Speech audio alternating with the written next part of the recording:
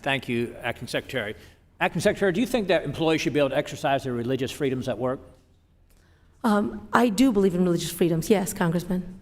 And therefore, what limits would you place on their First Amendment right to exercise their religious freedom at work? Employees. Okay, so Congressman, you're asking me some things that are really outside my area of expertise, but I do believe in religious freedom. I think that's important. So you would not place any limits on employees' right to exercise their religious freedom at work? Their First Amendment protected religious freedom at work? So, Congressman, I don't know if you're asking about something specific that the Department of Labor has done. Well, I would like to know if you would put any limits on an employee's right to practice their religious freedom at work as protected by the First Amendment. So, thank you, Congressman. I think if you are referring to a rule of our agency under the Office of Federal Contractor Compliance Programs, what we did there was okay, let me just pause you. Do you think that religious or faith-based organizations should be able to operate according to their sincerely held religious beliefs? So let me answer it this way, Congressman. The department is committed to protecting religious freedom on behalf of all Americans.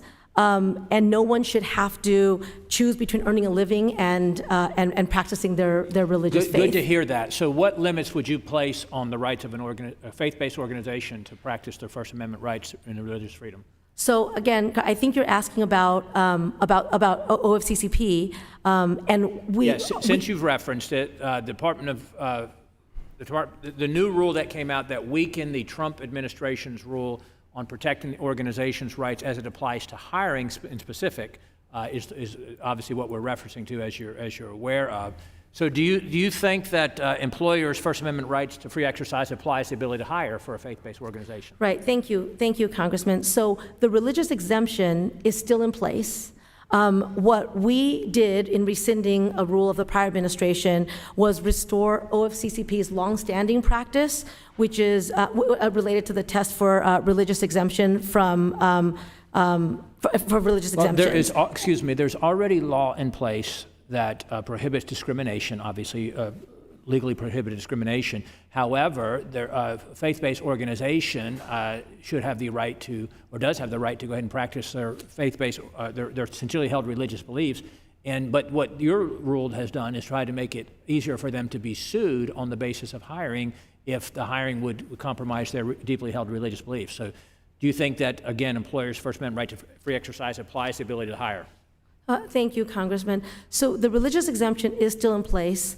Our agency is charged with enforcing authorities to protect workers from discrimination, and we will faithfully apply the law on both of those, in both of those areas. All right, DOL recently, and I would say egregiously, rescinded a rule that impacts the ability of religious organizations to participate in federal contracts unless they're willing to violate those deeply held religious beliefs that are protected.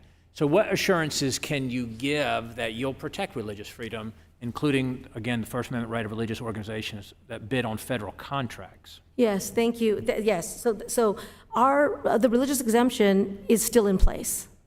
I want to be very clear about that.